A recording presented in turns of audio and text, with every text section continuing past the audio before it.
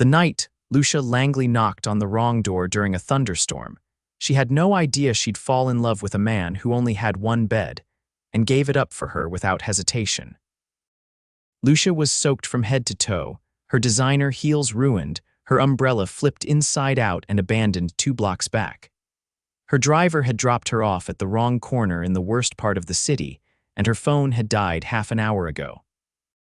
She was supposed to meet a real estate agent to tour a secret property.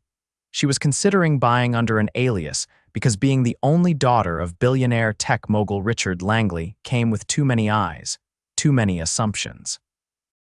She wanted to buy her own place without her family name getting in the way, but now she was lost, cold, soaked, and standing in front of a rusted brownstone with a broken porch light flickering above her. She knocked once.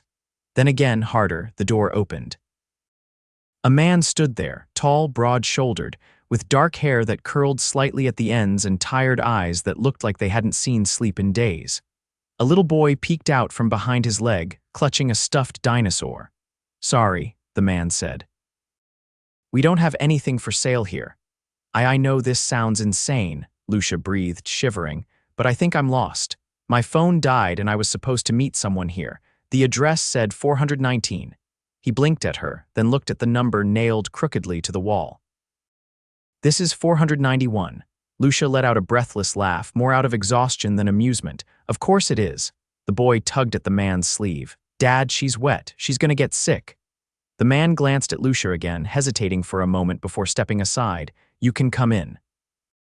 "Just until the rain stops," she hesitated. The inside looked worn but clean. A small living room, a couch with a patchy blanket folded over the side, a cheap TV, and a stack of laundry baskets piled in the corner. It wasn't much, but it felt safe. "I'm Grant Voss," the man said, closing the door behind her. "And that's my son, Jamie." "Lucia," she said, brushing wet strands of hair off her face. "Thank you for letting me in." Grant handed her a towel. "You look frozen. I'll get you something dry to change into. It won't be glamorous, but it's clean." He disappeared down the hall, and Jamie came to sit next to her on the couch, watching her with curious eyes. "Are you a princess?" he asked. Lucia smiled. "Not quite. You talk like one. You smell like flowers." She laughed. "Well, that's a new one." Grant returned with a plain sweatshirt and sweatpants. "Bathroom's down the hall. Towels are in the closet." She changed quickly and returned to find Grant making tea in the kitchen. Jamie had curled up on the couch, already half asleep with a cartoon playing quietly. "You live here alone?" she asked. Grant nodded. "Just me and Jamie. His mom took off 3 years ago. Haven't heard from her since." Lucia sat at the small kitchen table. "That's a lot for one person," he shrugged. "You do what you have to." A silence stretched between them. Not awkward, just quiet. "You can take my bed tonight," Grant said suddenly. Lucia blinked. "What? I'll take the couch. The bed's cleaner and you're a guest." "I can't. It's fine. I insist." She stared at him. Most men with barely enough to live on wouldn't give up the only decent place they had to sleep for a stranger. But Grant didn't even hesitate. "Thank you," she said softly. Later that night, Lucia lay in Grant's small bed, staring at the cracked ceiling, wondering why her heart felt weirdly full after such a disastrous day. The next morning, she woke to the smell of pancakes. Jamie tugged her hand excitedly. "Dad makes the best pancakes in the world." "He said you could eat with us." Lucia smiled and followed him to the kitchen. Grant was flipping pancakes with one hand, pouring juice with the other. "Good morning," he said, glancing over his shoulder. "Hope you slept okay." "I did. Your bed's surprisingly comfortable," he grinned. "Don't let it hear you say that. It'll get cocky."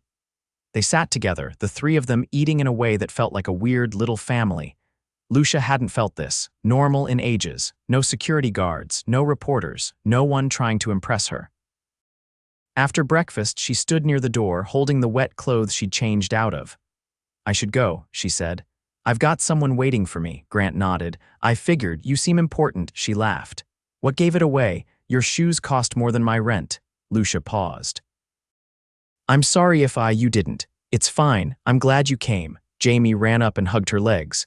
"Will you come back?" Lucia knelt down. "I don't know, but I'd like to." She looked up at Grant. His eyes met hers, something unspoken passing between them. He nodded once. "If you ever get lost again," he said, "you know where to find us." Lucia did come back 3 days later, then again the next week. She brought Jamie books and puzzles, helped Grant patch up a broken pipe under the sink, shared stories about her boring office job and fake last names and how she was just getting by. She never told him she was a billionaire, because with Grant and Jamie, she wasn't one. She was just Lucia, and every time she saw Grant smile, every time Jamie hugged her like she belonged there.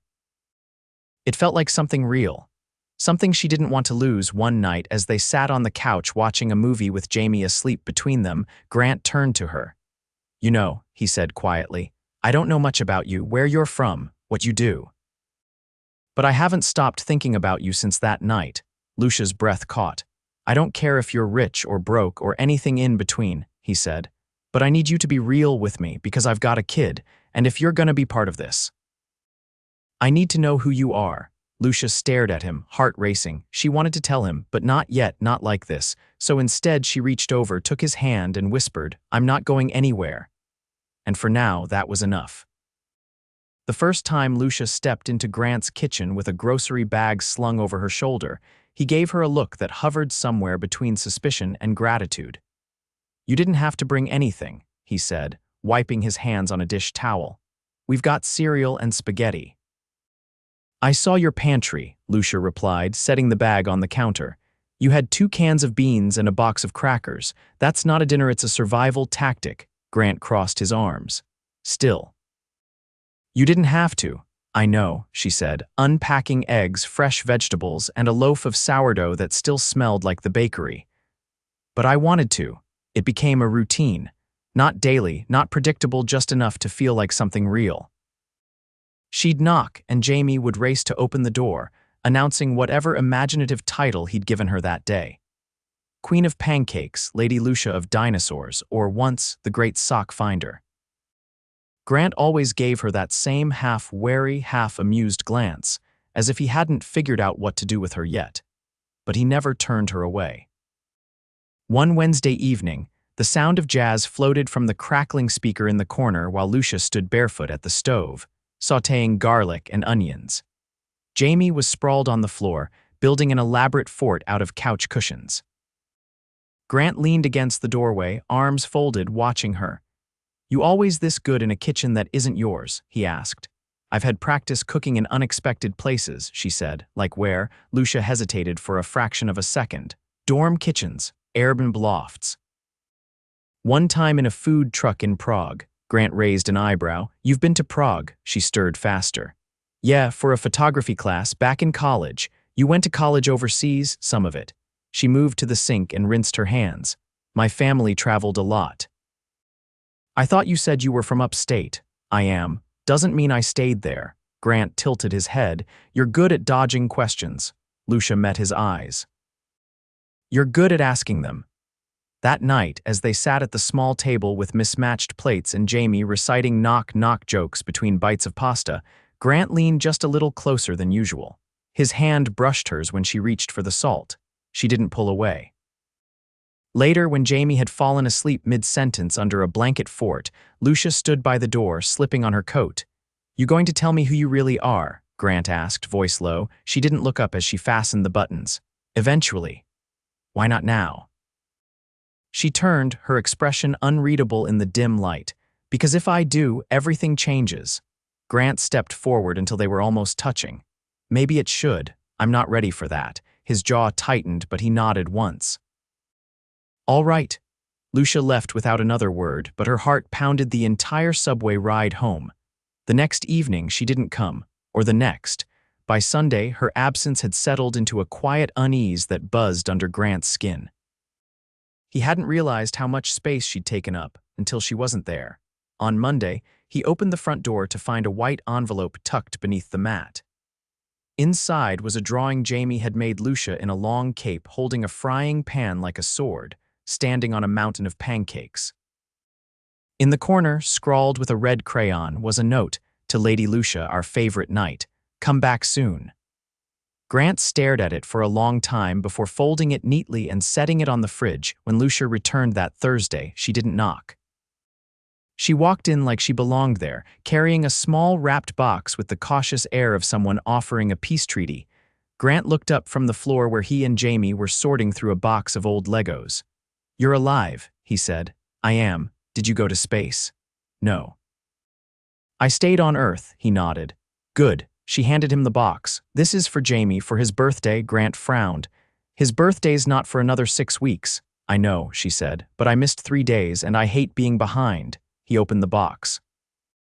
Inside was a small, hand-carved wooden dinosaur with his name etched into the side in tiny, perfect letters.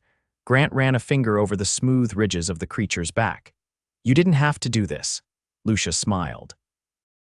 "I wanted to." Jamie came bounding from the hallway and threw himself into her arms with such force she stumbled backward. "You're back," he shouted. "I drew you riding a dragon. I saw it," she said, laughing. "You've got serious talent, kid." That night, after Jamie had gone to bed and the warmth of dinner still lingered in the room, Grant poured them both a small glass of whiskey from a bottle he usually reserved for holidays. "You don't have to stay," he said, handing her a glass. "But I'm glad you do." Lucia took a sip. "I'm not used to people saying things like that." "What kind of things are you used to?" "Ones with strings attached." Grant leaned back against the counter. "I've got a kid and a mortgage." "The only strings I've got are the ones I used to fix the dryer." She laughed, then grew serious. "You're a good man, Grant." He looked at her carefully. "And you're still hiding something." "I am." "You planning to stop?" "I want to." Grant set down his glass. "Then let me help." Lucia reached for his hand, linking their fingers. "You already do." The next afternoon, Lucia sat with Jamie beneath the old sycamore in the backyard, teaching him how to make daisy chains. Grant watched from the kitchen window, something heavy settling in his chest.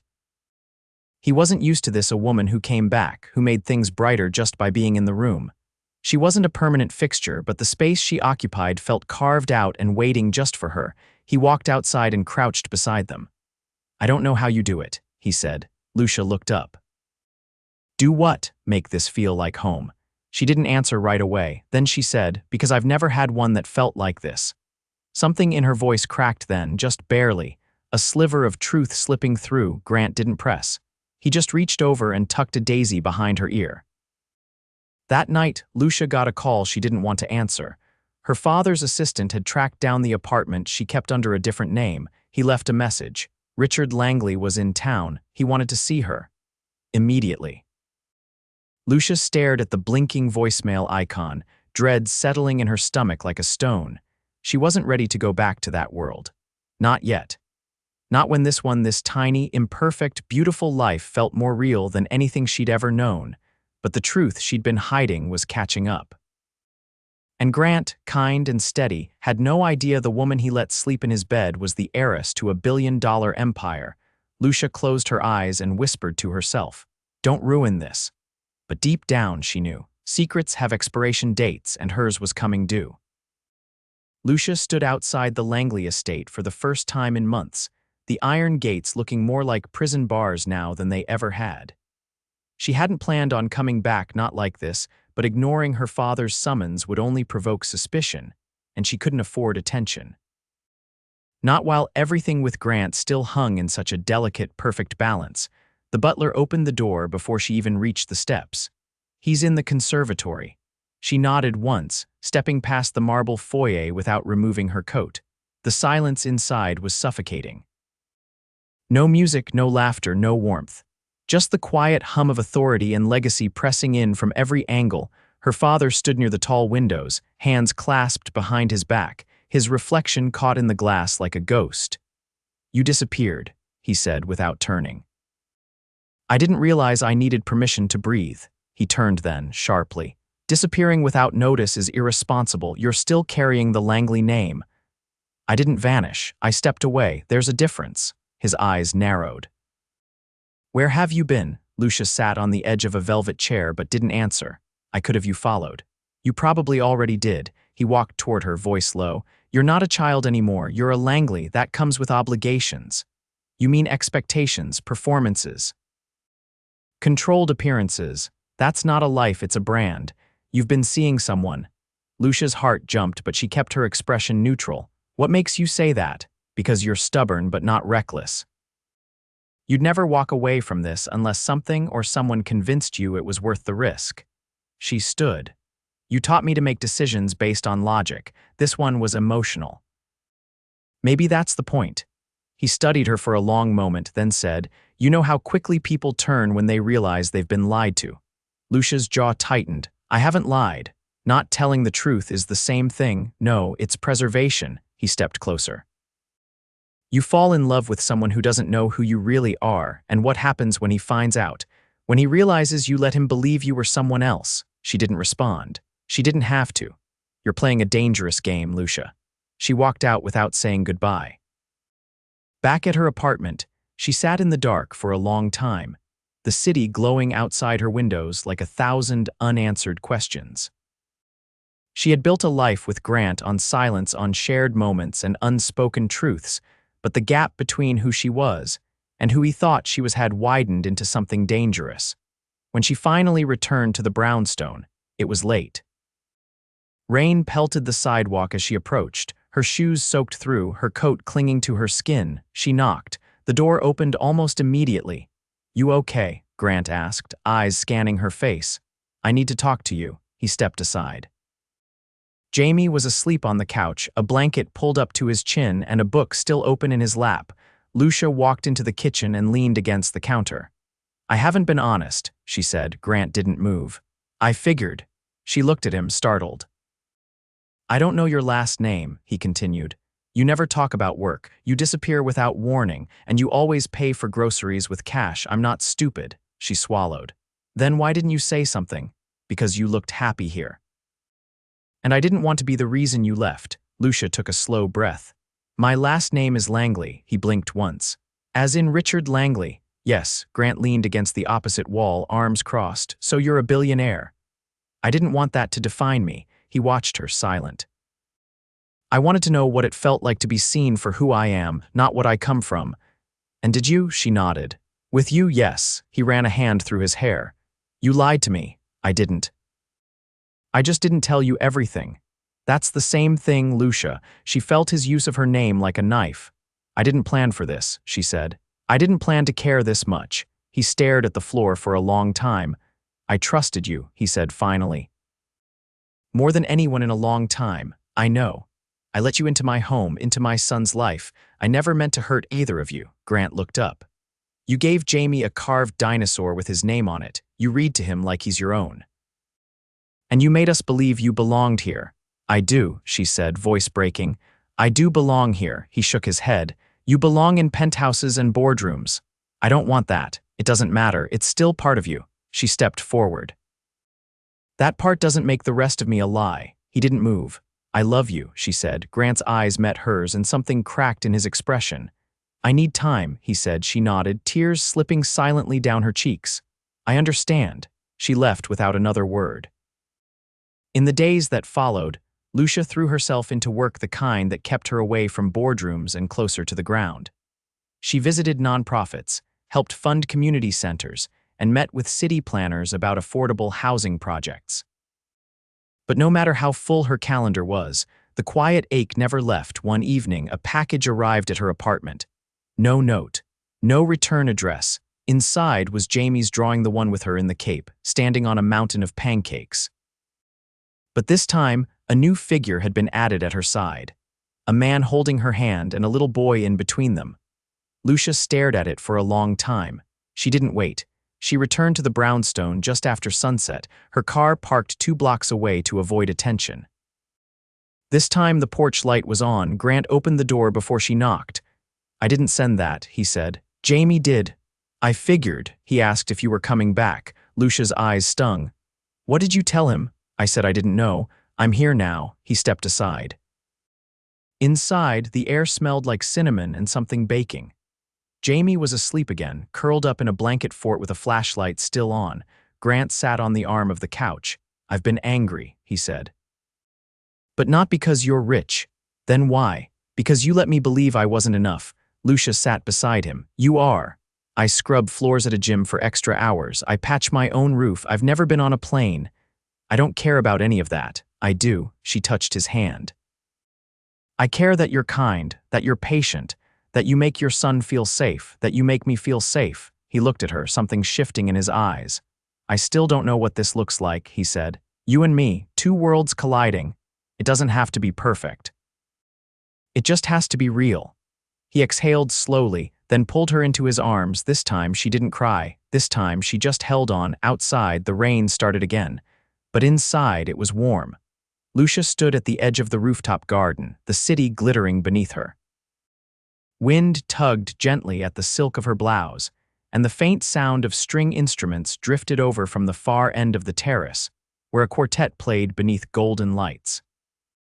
It was the Langley Foundation's annual gala, an event she'd once dreaded, now transformed into a night she had chosen to host for a purpose beyond appearances.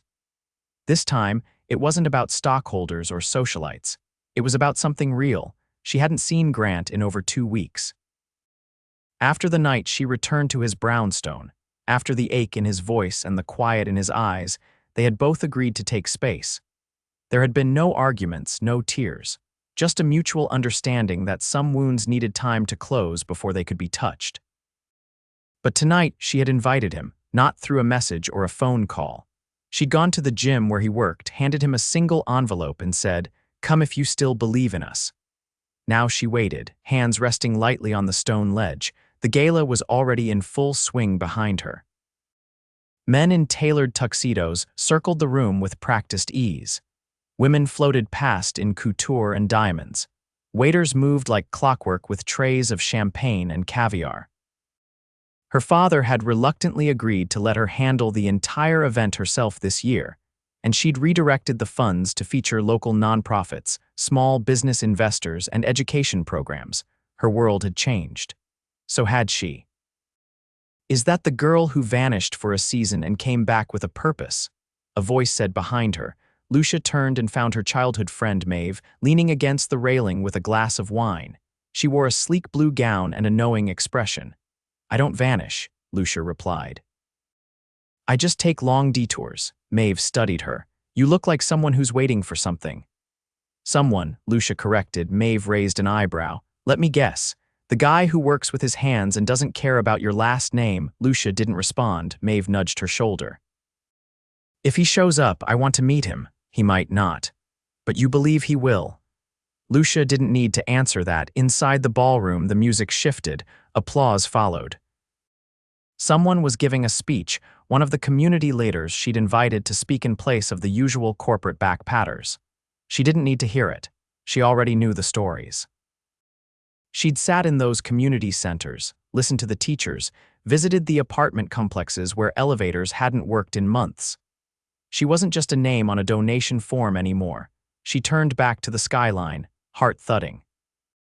"You always look like you're about to fly off a ledge when you think too hard." The voice stopped her breath. She turned slowly. Grant stood a few feet away, wearing a black suit that didn't quite fit his frame but made her chest tighten all the same.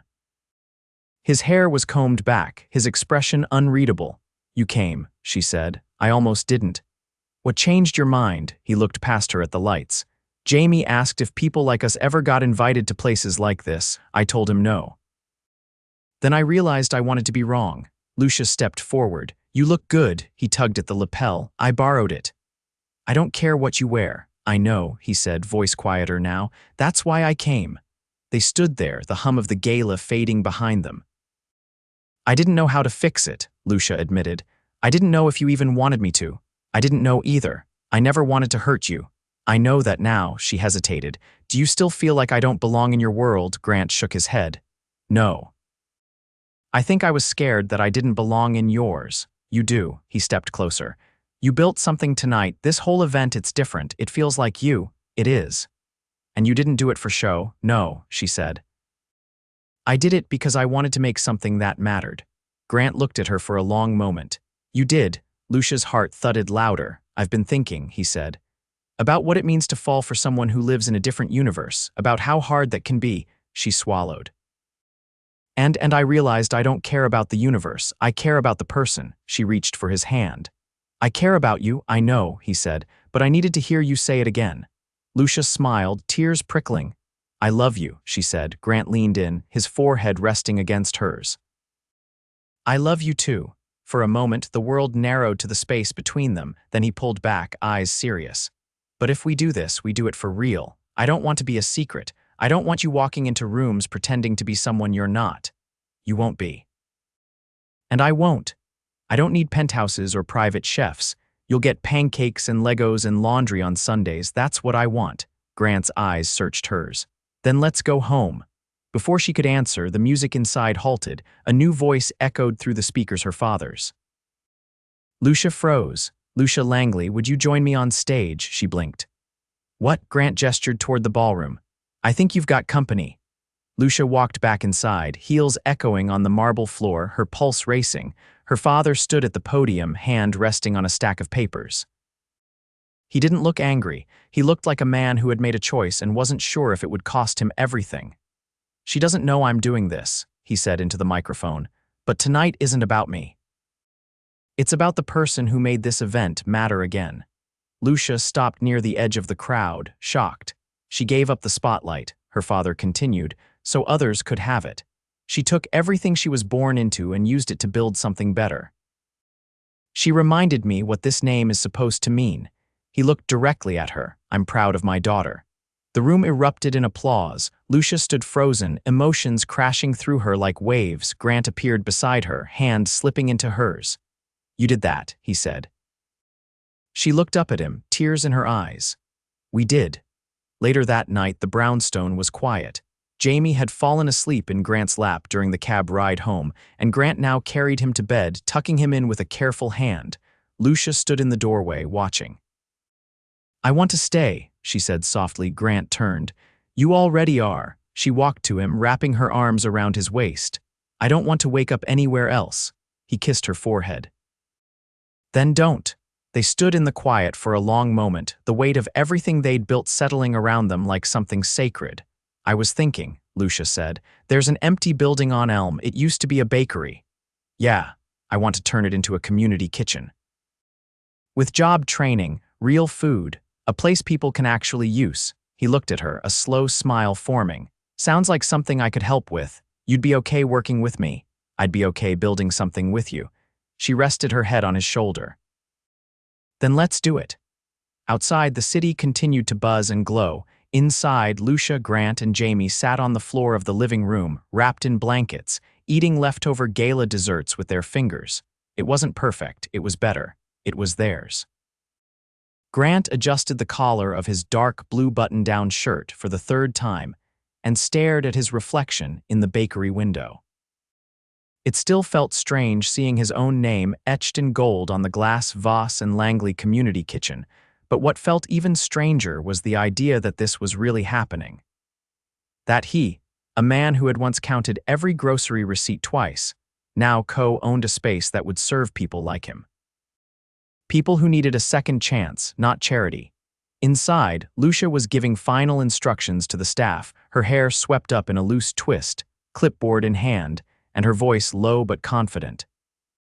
She wore jeans and a white blouse, flour on her sleeve from helping prep the first batch of loaves that morning.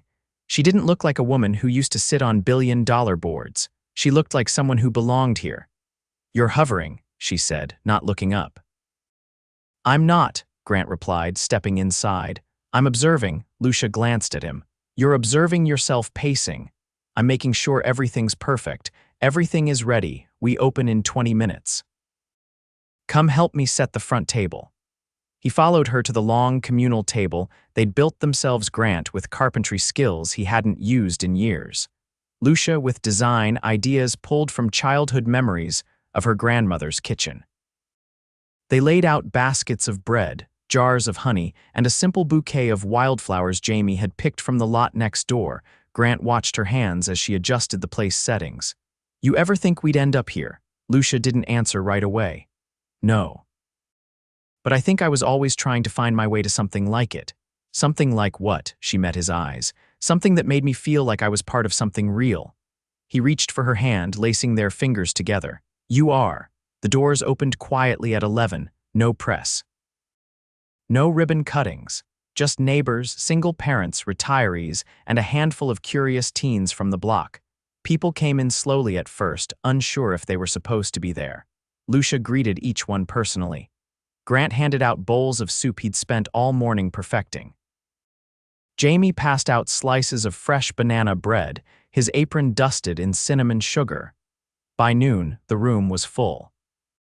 In the kitchen, Lucia stood back and watched as a young woman helped her toddler eat, an older man taught someone how to dice onions properly, and two high schoolers offered to mop the floor after lunch. There was no awkwardness, no sense of separation, just shared space and shared purpose. Grant leaned close. "You seeing it?" She nodded, her throat tight. "This is you," he said, "all of it. It's us." He kissed her cheek. "You ready for the second half?" She turned. "What second half?" He reached into his back pocket and held something out, a folded map. Lucia took it, brow furrowed. "What is this? Open it." She unfolded the old city map, red ink circling a small abandoned lot near the river. "That's the old postal station," she said. "Not anymore. I bought the deed last week." Her head snapped up. "You what?" "I had some help from one of your nonprofit partners, and a few investors who don't mind putting their money behind something that actually matters." Her voice was faint. "Why?" "Because I want to build something bigger. A space for training, counseling, affordable housing upstairs. But I don't want to do it without you." She looked down at the map again, stunned. "Lucia," he said, "you asked me once if I still believed in us. I do, but I also believe in what we can do together." She blinked back, a sudden sting in her eyes. "You're serious?" "I'm on one knee, aren't I?" Her heart jumped as Grant dropped down in the middle of the flower-covered kitchen tile, pulling a small velvet box from his apron pocket. "You're proposing to me in front of a bread rack." He opened the box. "You love bread," she laughed, breathless. "That's true. And I love you." Lucia looked at the ring, a simple gold band with a blue sapphire, not flashy, not traditional, just unmistakably her. "Marry me," he said, "and let's keep building something real." She dropped to her knees and kissed him, hands on his face, laughing through tears. "Yes," she whispered. "Yes, Grant Voss, 1,000 times yes." The bakery erupted in applause. Jamie whooped from the doorway, running to tackle them both. "You're gonna be my mom." Lucia hugged him tight. "If you'll have me. Only if I get pancakes every Saturday." Done. Later that night, after the bakery had closed and the last dish had been dried, Lucia and Grant sat on the roof of the building, their legs dangling over the edge. Jamie was already asleep in the apartment above. The city stretched out in every direction, lights flickering like stars that had gotten too close to Earth. Lucia leaned her head on Grant's shoulder. "You still think you don't belong in my world? I think we made our own." She looked down at the ring on her finger, the sapphire gleaming even in the dark. "I used to think love had to be complicated," she said. "Full of games and power plays that you had to earn it." Grant's voice was quiet. "And now I think love is just showing up, again and again, even when it's hard." "I can do that," she smiled. "I know." In the weeks that followed, the kitchen became more than a space to feed people. It became a space to teach them how to cook, how to manage bills, how to write resumes. Lucia brought in speakers, job recruiters, and artists. Grant taught basic home repair classes on Tuesdays. Jamie started a comic book club for neighborhood kids. They planned a small wedding in the garden behind the bakery. Just friends, family, no press, no headlines. Lucia wore a dress she found in a vintage shop. Grant wore the same suit from the gala. Jamie walked her down the aisle, grinning the whole way. They said their vows beneath strings of lights and a sky full of stars. "I promise to never let you go back to being someone you're not," Lucia said. "And I promise to keep building a life with you," Grant said, "one we never have to run from." They kissed, surrounded by the people they'd chosen. People who knew them not as a billionaire and a single father, but as Lucia and Grant, husband and wife. Later that night, as they slow danced in the bakery under the soft glow of the lights, Lucia rested her head on his chest. "You ever think about how different this could have turned out?" she murmured. "Every day. And do you regret any of it?" "Only that I didn't kiss you the first night you knocked on my door," she laughed softly. "I was wearing wet shoes and bad mascara." He kissed her temple. "And you were the most beautiful thing I'd ever seen." They danced until the music stopped, then stayed there in the quiet, together, always.